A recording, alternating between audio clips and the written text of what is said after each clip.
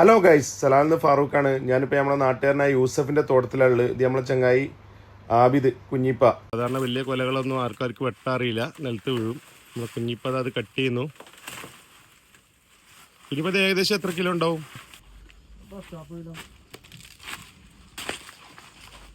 ഇതിനി എന്താ ചെയ്യണം? ഇവിടുന്ന് കടയൊക്കെ ആളുകൾ വന്ന് കൊണ്ടുപോയി.